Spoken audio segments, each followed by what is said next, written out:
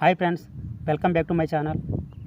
రీసెంట్గా ఆంధ్రప్రదేశ్లోని కాకినాడ జిల్లాలో కాకినాడ పట్టణంలో ముస్లిం యువత పాకిస్తాన్ జెండాలతో ర్యాలీ నిర్వహించారని చెప్పేసి కొన్ని యూట్యూబ్ ఛానల్ వారు వీడియోలు పెట్టడం జరిగింది.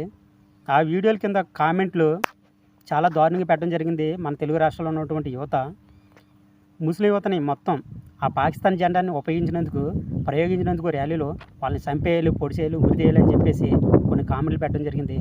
అసలు ఇందులో ఈ వాస్తవం ఏంటి అనేది మనం చూసుకున్నట్లయితే కనుక కాకినాడలో జరిగినటువంటి ఈ సంఘటన మిలాద్ ఉన్ నబీ జన్మదినం సందర్భంగా, అంటే ఒక రకంగా మహమ్మద్ ప్రవక్త యొక్క జన్మదిన వేడుకలుగా దీన్ని చెప్పుకోవచ్చు.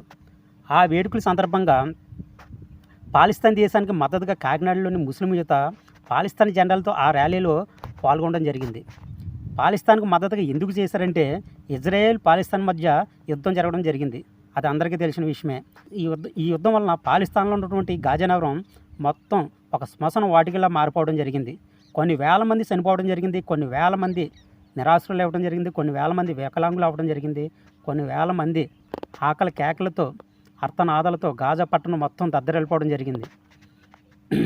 ఈ విషయం మీద పాకిస్తాన్కి మద్దతుగా ఇక్కడ ఉన్నటువంటి ముస్లిం యువత ఆ వేడుకల సందర్భంగా ఆ మత జెండాలతో పాటు పాకిస్తాన్ యొక్క జాతీయ జెండా కూడా ఉపయోగించడం జరిగింది.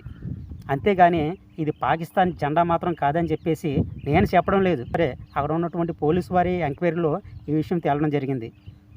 అయితే ఇది పాకిస్తాన్ జెండా అస్సలు కాదని చెప్పేసి ఈ విధంగా పాకిస్తాన్కి మద్దతుగా వీళ్ళు జెండాలు ర్యాలీలో ఉపయోగించారని చెప్పేసి అక్కడ ఉన్నటువంటి పోలీసు వారు ఎంక్వైరీలు తేలడం జరిగింది. ఫ్రెండ్స్, ఇది కొన్ని యూట్యూబ్ ఛానల్స్ వ్యూస్ కోసం లేదా మత కలహాలు రేపడానికి ఇటువంటి వదంతులు పుట్టిస్తూ గడుపుకోవడం జరుగుతుంది. దయచేసి ప్రభుత్వాలు కానీ అధికారులు కానీ ఇటువంటి వారికి తగిన శిక్షలు విధించాలని చెప్పేసి కోరుకుంటూ జై భీమ్, జై భారత్.